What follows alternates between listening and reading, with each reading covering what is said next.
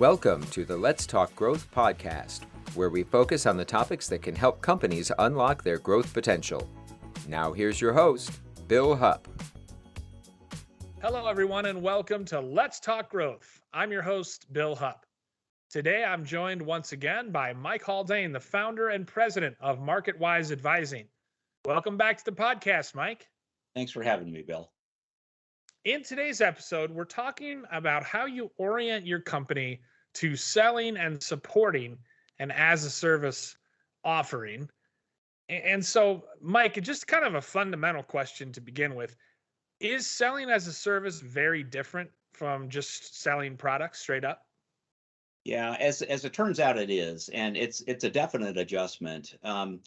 We talked a little bit about this, I think, an episode or so ago. But with as a service, we're selling a solution that is oftentimes inclusive of products, not just one product, but oftentimes multiple products, and upfront services for installation and configuration and that sort of thing, as well as ongoing services. So it's complicated by the fact that it is inclusive of a lot more than a single product, but also by the fact that it is no longer a capital purchase. And that's probably the biggest part. There's this financial component that we should talk about that basically means that we're talking to different people and that it's accounted for differently on the books of the customer and on the part of the company making the offering available. And so talking in terms of cash flow and operating expense versus return on investment and capital expense and that sort of thing is pretty different, as it turns out. And so it's certainly not an impossible task, but it is definitely something that the company providing the as a service offering needs to orient itself around. So there is some work associated with that. Again, not insurmountable. It's just something that needs to be acknowledged and then addressed as the company prepares to offer an as a service offering. Are the requisite skill sets the same amongst the sales and marketing teams? That's a great question, Bill. If you think about those skill sets as things like, on the marketing side, the ability to assess needs, to recognize challenges and pain points and that sort of thing, and then through the product management process, start to develop concepts and then test them with research and bring something to market that has been properly tested and where there's been price sensitivity done, and we've tested messaging, and we understand, the route to market, whether direct or through the channel or whatever the case may be. And then, the ability to execute and solve problems as they occur, because they always do, things that you hadn't anticipated when they creep up. It's a matter of, okay, can we get to root cause and can we solve this problem and continue moving forward? If you consider those to be the skills on both the sales team and on the part of the marketing team, then the answer is yes, that those same teams or that commercial team as a whole can provide those types of solutions to their customers without having to change their skills. But what I would say is that the way you talk about a solution like it as a service versus a product is pretty different. And so there's definitely a reorientation of the message. And there's also, and I sort of alluded to this a minute ago, but the ability to understand the financial implications of as a service versus a capital purchase. It turns out that's a pretty big part of what makes a successful launch is the ability to talk about the impact on the P&L, to talk about the impact on the cash flow statement and the balance sheet, and to do it with the folks within the target audience that you're going to need to be talking with. So there are some differences in terms of how you go to market and what you talk about, but the skill sets at the base level are much the same. When it comes to as a service, what is a typical value proposition? What does a value proposition look like for that kind of offering? Yeah, and I've had so many of these conversations, and what I would say is that it really kind of boils down to this. So in many of the conversations where I've brought up as a service, I just had one the other day with a prospective customer. Actually, this was a customer that has been a customer for a long time. And what they said was, well, we're ready to upgrade, but we are in a situation because of who we are and kind of, the state of the market and that sort of thing, where we just don't have the capital funds to be able to do what needs to be done. So we're just going to stay put for now. We know we need to do it. We know that we're behind and we would see value out of, doing the upgrade, but we just can't afford to do it right now. And so what I said to them was, well, there's this concept of as a service, and the way it would work is that we would put everything in place, all the hardware, all the software, all the upfront services, all the ongoing services, and there would be no capital expense whatsoever. So that capital budget that you don't have, it doesn't matter, because we're going to put all the stuff into place, and then you're going to pay for it as a service over an extended period of time.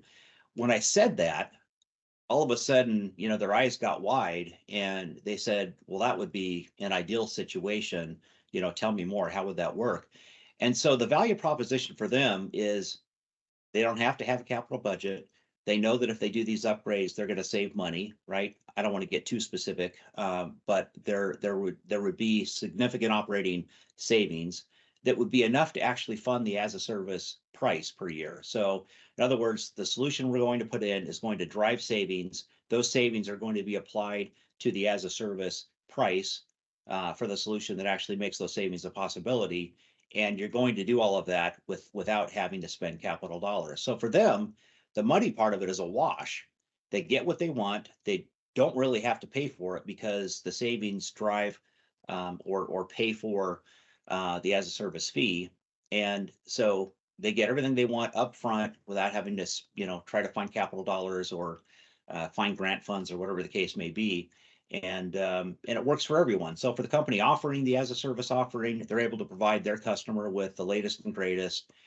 The customer that receives the offering gets to take advantage of all of the new stuff and do it without having to spend a dollar from a capital perspective. And so the value proposition is that you can have everything you want today without capital expense, and you pay for it as you go based on the savings that you're able to generate as a function of having the solution in place. When you are pitching an as a service product, are the people you call on different with such an offering?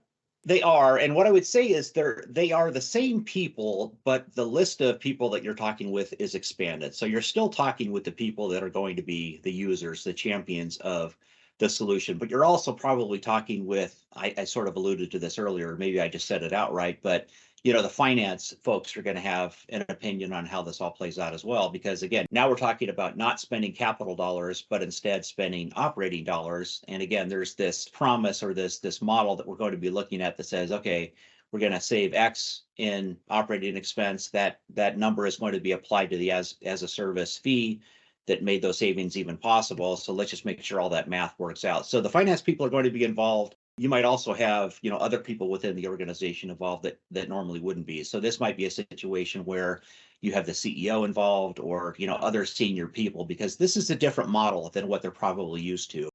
If you're dealing with a customer that has been buying products and services the same way for 100 years, to introduce something new is going to raise questions. They might love it. In fact, in many cases, they do love it, but they're going to have a lot of questions. So it's going to involve a greater number of people than what would otherwise be the case. But again, the benefit is so strong for them, and it's so strong for the company making the offer of the as a service, because it sets up a recurring revenue stream that just drives valuation of the company, as we talked about a few episodes ago. How important is financial acumen when selling as a service? It's pretty important, and it's for the reasons that I just described. Again, you can count on the fact that you're going to be talking with finance folks with it as a service offering, because they're going to want to know that the math works. They're going to compare, in almost every case, they're going to look at, okay, if we bought it with capital dollars and we paid for all of the upfront services and ongoing services, what would that look like? And then if we went the other route of it as a service offering where we didn't spend our capital dollars, but instead spend operating dollars, what would that look like, over a 10-year period, which is the best option for us. And so they're going to be involved. And for the salesperson, they either have that financial acumen themselves, or they can bring somebody in from the organization that does, to have that part of the conversation. But if that part of the conversation isn't credible, that's going to be problematic. So, the salesperson needs to understand. They need to understand enough about the P&L, the balance sheet, the cash flow statement, and how this kind of an offering impacts all of those things to be able to have a credible conversation with a finance person. So again, if it's that person, great. If it's not, they need to bring somebody in who can have that conversation. And I would think being able to point to peers of that evergreen prospect and say, hey, this is how it worked for them, but without revealing, too much, would be helpful from a credibility standpoint. Yes, agree. So, the first few deals are always the hardest ones to get, but once you establish some momentum, you really get the message down, you understand the nuances of that message, and you're able to deliver a meaningful set of benefits, in a succinct way, then things really start to roll. What I would say is for the first few, you might want to provide some incentives. You might want to discount the price. You might want to trade that for a case study or, a reference or whatever the case may be. But the ability to talk specifically about customers that have implemented this and the benefit that they've gotten from it is going to be key in the upfront part of the process. So, it's not mandatory, but I think to the extent that you can have a few of those in your back pocket and provide them to new prospects as you get past the first few, that's definitely helpful. And it in my experience, it's going to make things go a lot faster. Well, I think we've learned a lot today about how to orient your company to successfully set up an as-a-service offering. Great discussion, Mike. As always, that'll do it for us on this episode, but we look forward to talking to you next time on Let's Talk Growth. Thanks, Bill. Thanks for listening to today's episode of Let's Talk Growth. If you enjoyed it, feel free to rate and review the podcast. You can get new episodes and listen to old ones by visiting marketwiseadvising.com/podcasts. Let's Talk Growth is owned, produced, and published by MarketWise Advising, LLC.